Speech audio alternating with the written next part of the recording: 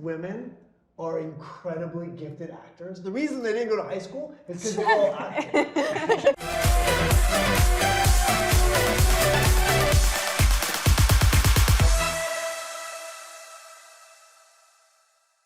Right, we have Mike Flanagan, the cast of Carrie. What's up, guys? Thank you for joining us in the What's happening? Variety Studio. Mike, why don't you pull our first Fishbowl question out of the bowl there? First Fishbowl question. Now, this is a game. Is this a win? Do people win and lose? Yeah. Okay. You better believe it. Okay. Okay. Aluminum siding. No. That counts. Come on. Not count. We have a great. That counts. Okay. What niche comic book or story do you think deserves the Hollywood treatment? What niche comic book or story do you think deserves the Hollywood treatment? Next question. No, okay, I have one. Scooby-Doo has the comic book. Scooby-Doo is a comic book called Scooby Apocalypse, and it's the gang in the apocalypse fighting against zombies. I think that would be so awesome. Okay. Oh, That's a great answer. It's like they're out there, they're trying to survive and solve mysteries, and they're the gang, but there are zombies. Were you Shaggy? That's dark. I don't know. I like to bring all questions back to me and my career.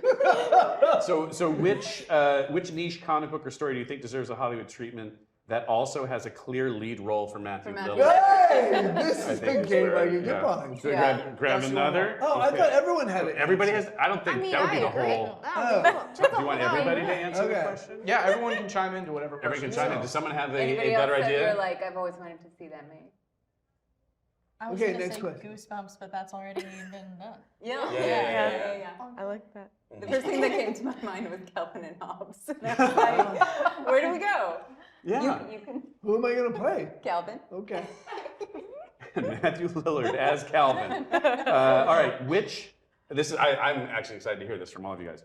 Which of your past or current characters do you see cosplayed the most, Matthew Lillard? I'll just start. It's really hard to beat Ghostface, and Ghostface is the #1 iconic Halloween costume around the world. So it's pretty crazy, actually. When you think that you're the person, it's a very strange thing because it's just part of a long career. You're like, oh, that's great. And there's sort of all your movies are like family members that you love and adore, but that movie has had such an impact. And for us, it was like I didn't go to college, so it was like kind of my college experience. And to see it on the street every Halloween, pretty crazy. We had this super cool experience toward the end of production because a fair amount of our cast had never seen the original Scream. Yeah. And so we screened it in honor of Matthew Lillard at the Flanaplex in Vancouver at my little home theater. And got to watch the original, which I'd seen, 5 times in the theater when it came out, but it was so cool. So fun. Yeah. For me, the only one that anybody's ever, I think, thought to cosplay is Bev Keane. Yeah. And for me, that was just awesome. It was such an honor to have somebody decide to dress up as you. It just feels so special. So I love that. I've met a few fans at conventions dressed as Bev Keane. That's such a That's good awesome. one. Cool. Yeah. I love it. She's a pretty iconic character. Lovely. She's a lovely lady. I don't think I've played any characters that would have been cosplayed. The only thing I could think of is Chucky, but I wasn't Chucky. I was just his friend.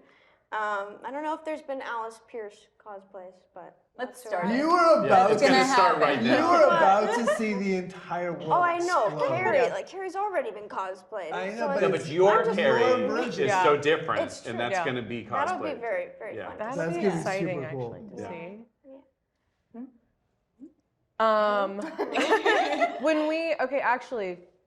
So the last time I was at Comic-Con was the beginning of the press tour for a movie that I did called Prey.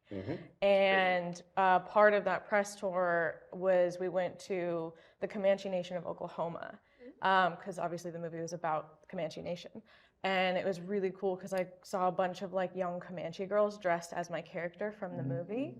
And the next year I went to Comanche Nation Fair as a guest and I saw even more. And that I think is the most special version of someone dressing as a character that I'll probably ever do. That one definitely That's- meant that's a lot awesome. to me. That's the best answer ever. Super cool. It's awesome. Thanks.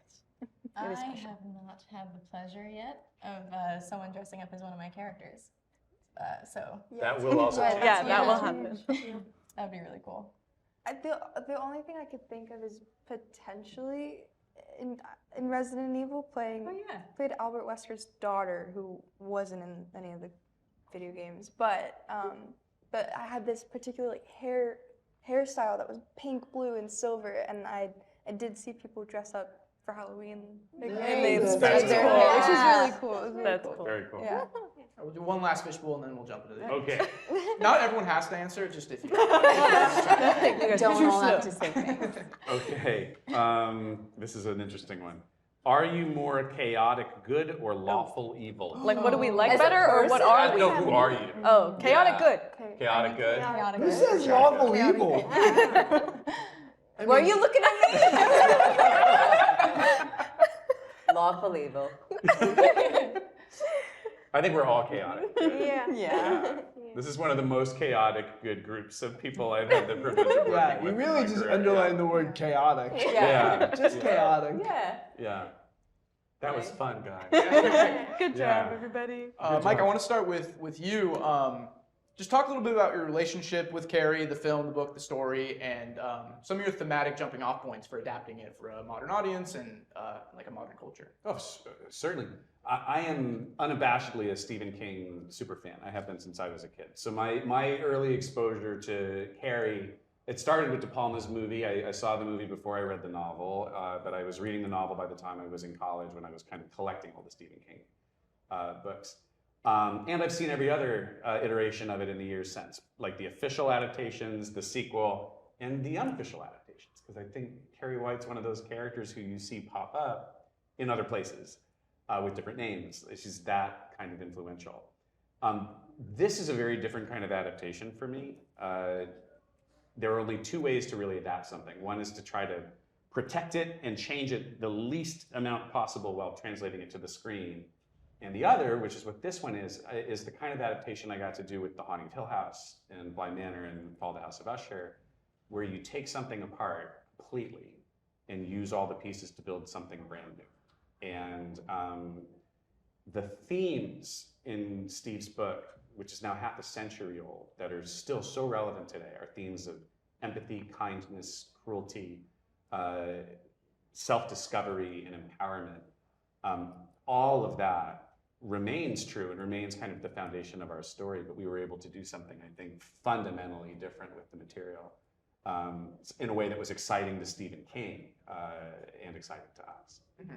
And I understand Stephen King was an executive producer on the project. I'm curious, what did that collaboration look like before? Oh, and this is the fourth time I've gotten to collaborate with him, and it's a wonderful relationship. I feel so lucky that I'm able to kind of play in his sandbox and with his toys as often as he has allowed me. In this case, it was really special because at the beginning, I think he had the same question that I had, and that I know a lot of people have when we were first contemplating this, which was just why. And he also was like, yes, it's been adapted beautifully. What are we going to do? Why would we do it again? I don't think we need to. But I laid out this idea for the season that just wouldn't leave me alone. And he came back and he said, I actually love this. And I think this is different and new and fresh and a version of these characters that I've never met. And so after he goes through his rounds of approvals, which are, he has really wonderful kind of protections for his work that way, he really steps back. He trusts you to make what you're going to make. And then you just hope very much that you don't disappoint him, because he'll give you the freedom to do what you're doing. But on the other side of that, if it's, The Shining by way of Stanley Kubrick, he's not shy if he doesn't like it. So that's always the anxiety. Mm-hmm. And for Summer, Siena, Alison, Amber, I'm curious, when did you guys get to check out the film or the book for the first time, especially through like a younger lens? And what were some of your takeaways that you brought once filming began? Okay, well, I didn't read the book or watch the original before any adaptations. I talked to Mike after I got the role. I asked him, like, Do you want me to research? Do you want me to like go off of the material that's been done? But we agreed, no, I should create my own version. That's what I'd been doing with my auditions. So I was already kind of in the headspace of what they had written for her, and I really connected with her. And we actually all got to watch the original after we wrapped in Vancouver at the Rio Theater with all the locals and fans that came out. That was so cool. Yeah. I also came into it pretty fresh. I hadn't read the book or watched the movie prior, and I think that really helped me when I had the sides for the audition, and Mike's writing is so honest that it was easy to step into Sue, and it was easy to put myself in a position of high school, which wasn't too long ago, and see this pure, kind girl in front of me. Yeah. I had read the book for the first time in high school, and I loved it. And then I reread it during lockdown, during the pandemic. So I was so excited to even audition for the project. And then I was, of course, even more excited when I first heard you pitch, or not pitch, but explain like what the arc was going to be before I even had the job. I remember just like fangirling out internally and being like, oh, this is going to be so cool. So it was incredible to be able to play Chris Hargensen and to be a part of such an iconic story. Yeah, I mean, same for me. I was like obviously familiar with the source material, but I think my big focus on this was really about Mike and about kind of like what Mike wrote and his vision for the whole show, and kind of not just the journey and the reimagining of Carrie, but really kind of what the show has to say. And I think it just felt really special to be a part of something so kind of good but also important, that I was just excited to get to participate at all. And Mike, did you learn anything from these young ladies about the contemporary high school experience that then changed how you approach the story? So much. So one of the great kind of blessings that I had going into this process was 3 weeks of rehearsal with my cast before we got started. And when we were talking about how important it was to try to capture the contemporary high school experience authentically, which is something I'm so far removed from. I don't know anything about what it's really like. But not only that, but to talk about the experience of becoming a young woman in the world and dealing with that, it was imperative that these people, these incredible artists, come in and help show me the way, and show me where these characters need to go. And we had such intense collaborations on the biggest set pieces of this series together. It really was something we were building as a family and as a team. I am so grateful to you guys for taking some of these very sensitive scenes that we had to do very early together and building them together. You know, it made it what it is. It made it authentic. It made it honest, and it made it clear from the beginning that this series was ours, and that has made all the difference, I think. I just love it when you say your cast. I love it because it feels like, you know, so much of our lives we're like floating around trying to find jobs and hustling and full of insecurity. When you say your cast, I glow in the inside. That's us. It really is. It's my favorite ensemble experience, and I've been so lucky in my career to work with a lot of the same actors again and again, because it does become a family. And when you have that trust in each other, you want to come back. And it's like everyone that I worked with on this show, I'm determined to work with again and again and again. You hear this, it's such a rote answer when people say, oh, our cast was so bonded, we were so close, we became a family. It just happens to be completely true for us. And it really, it turned it into one of my most favorite projects I've ever gotten to work on because of these people. Yeah. And Summer, you touched on this a little bit before, but at least in the De Palma version, the Carrie character is such a clenched fist, like a time bomb, and you said you kind of brought a different element to it. I'm curious, like, what was your take on the character? Yeah, I mean, it mainly stems from her relationship with her mom, Margaret.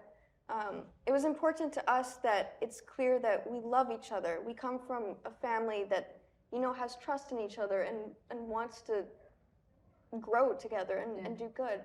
And so Carrie, I mean, she's never been to school, so all of a sudden her world is cracked open, and she's just so excited to experience the world, be a teenager, meet kids her age, meet people in general. So she's optimistic and just bright, and terrible things happen, but it doesn't have to start that way. So that's our difference. She's not traumatized. I read that Carrie is kind of involved in this social media humiliation ritual. Could you maybe tease a little bit about like what that is in the show, maybe without spoiling anything? Yeah, I think we hit the main beats of the original, but social media definitely amplifies everything, and it follows you home, even though Carrie doesn't have a phone. Is that a spoiler? I don't know. No. Yeah, social media, it just makes things worse. And I think that's one of our biggest differences. Yeah. It was something we talked about so much in the writer's room and then with the cast. When I was a teenager, and if I had a humiliating moment, if I was bullied, if I made a mistake, that was private. It was confined just to the walls of my school and to my social group. But my son is a freshman in high school. He lives in a world where your biggest mistakes, your biggest humiliations can be captured and put out there to be consumed by the entirety of the internet, and it lasts forever. And that creates stakes in every decision that these young people are making at a time when making mistakes is kind of their job. And that's a world that we were very eager to try to responsibly explore and realistically explore in this show. And it's a world Stephen King could never have contemplated 50 years ago when he was writing the novel. De Palma certainly couldn't have contemplated it back then. The world wasn't like that. So it added quite a gear, and it was something that I think we all were united in wanting to make sure we portrayed correctly. Mm-hmm. You know, Siena, Alison, Amber, I'm curious what you guys thought about the high school environment, like the Bates high school environment you're creating, and what you brought to kind of building this environment for Carrie. Well, do you want to start? I have to be honest, I didn't go to high school. So, but I do. That explains so much. But I do, like, I'm from, you didn't either. The cast was wonderfully collaborative.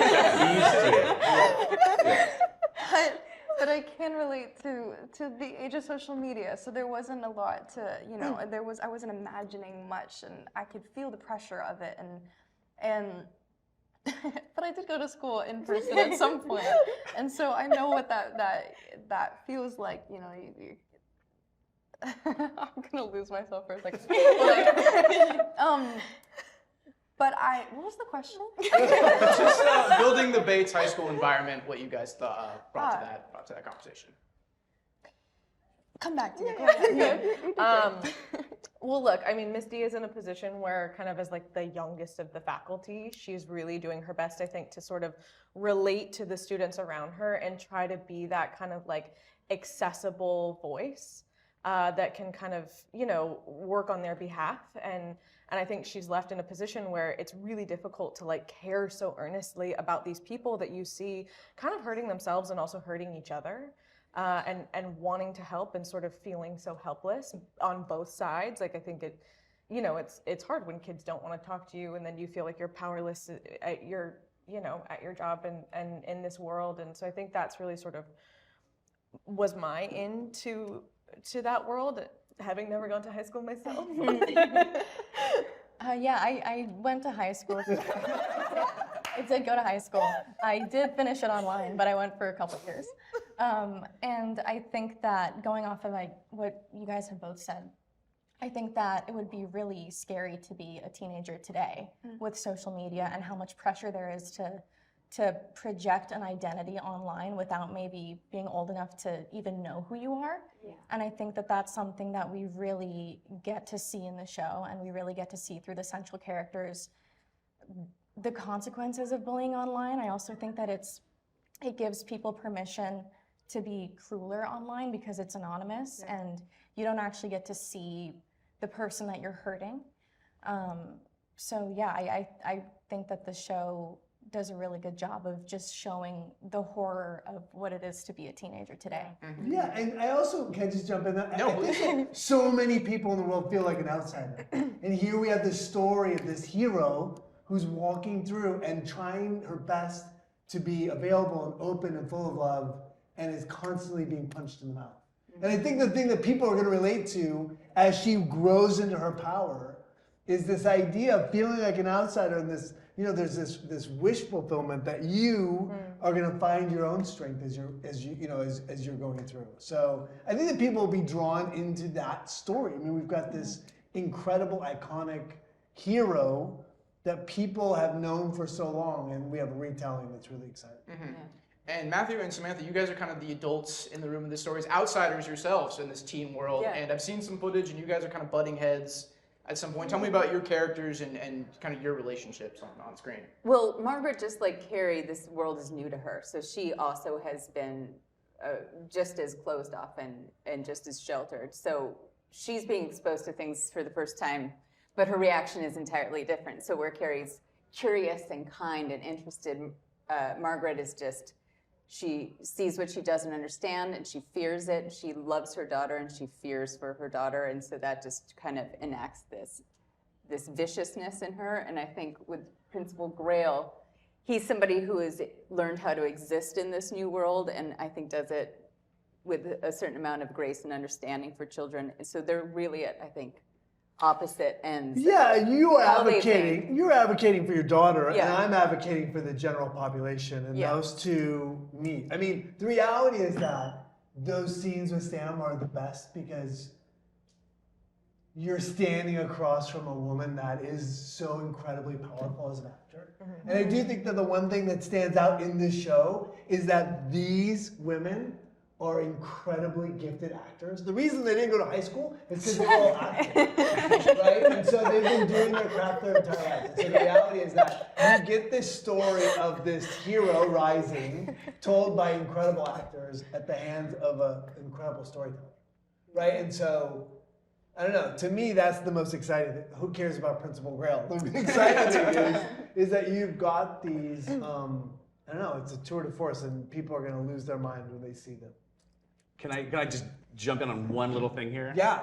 Just on the who cares about Principal Grail, because Matthew Lillard is one of the most humble stars you're ever going to meet in your life.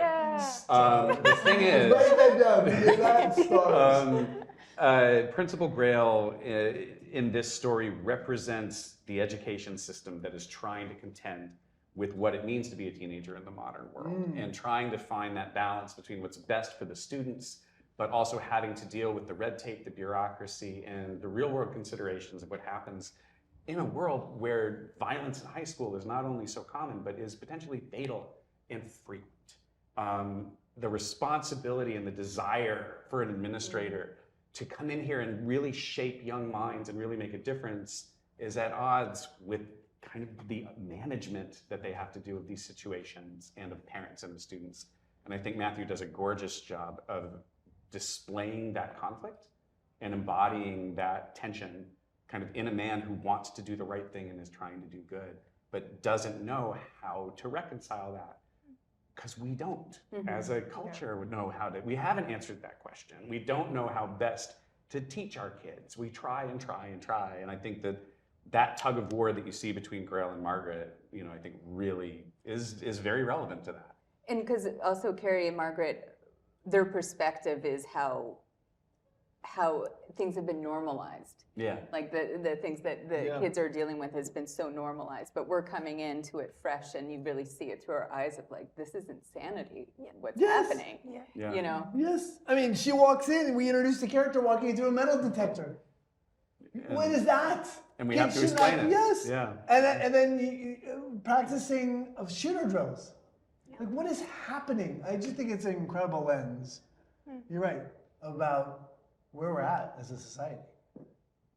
All right, well, thank you so much. Cannot wait to check out the show. Thank you guys so much for joining us at the Variety Studio. You guys all did a great job.